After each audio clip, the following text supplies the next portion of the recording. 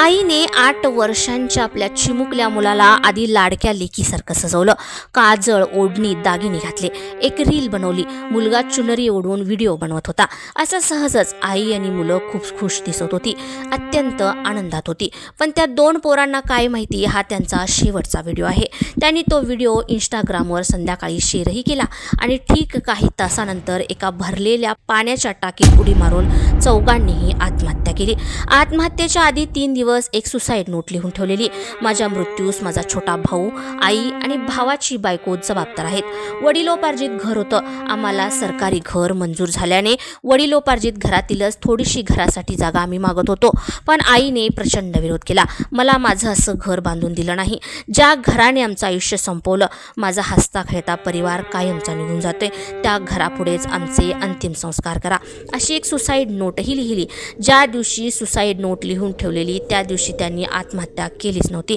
पण घरातला प्रचंड वाद आणि भांडण तंटा. शिवरामचं एकच मागणं, वडिलोपार्जित जागेतील थोडीशी जागा आम्हालाही द्या. भांडण झालं आणि आई भांडून भांडून छोट्या लेकाकडे निघून गेली. वडील पूजापाठ करण्याची कामं करत होता. त्याचा विरोध नव्हताच, पण त्याचं कोणीही ऐकत नव्हतं. तो पूजापाठ करत बाहेरच असायचा. शिवरामला आईही आता छोट्या लेकाकडे गेली. आपल्याला साथ द्यायला कोणीही नाही, घर पण नको आणि हे जगणंही नको, असा विचार त्याने केला. आणि नवरा बायकोनी ठरवलं, आपण ह्या जगाचा कायमचा निरोप घ्यायचा. आपल्यासोबत कोणीही नाही, आपण जीवन संपवणं हाच एक मार्ग होऊ शकतो. आईने भांडण झाल्याचं छोट्या लेकाकडे जाऊन सांगितलं. भावाने जाब विचारावं म्हणून की आणखी कशासाठी माहिती नाही, मोठ्या भावाला फोन केला.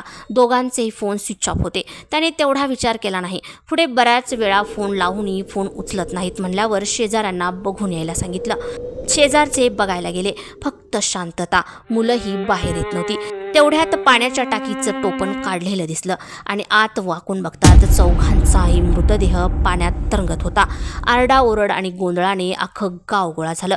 सुसाईड नोटही मिळाली. कारण ठरलं घराची जागा. अख्खा गाव सुन्न झाला. शांत, कष्टाळू आणि सुस्वभावी शिवराम असं काही करेल कोणालाही वाटलं नव्हतं. शिवरामच्या आईचा आक्रोश पाहवत नाही, पण तेव्हाच समजून घेतलं असतं तर ही वेळ आली नसती. शिवरामचं खूप सुंदर आणि सुखी कुटुंब होतं. 2 मुलं आणि नवरा बायको. नवऱ्याचं बायकोवर प्रचंड प्रेम. तो शहरात राहून फॅमिलीला खुश ठेवण्याचा प्रयत्न करायचा. शिवराम हा हँडीक्राफ्टचं काम करत होता. गावाकडे बायको, त्याची 2 मुलं शिवरामच्या आईवडिलांसोबत राहायची. त्याचा दुसरा भाऊ नोकरीनिमित्त शहरात राहत होता.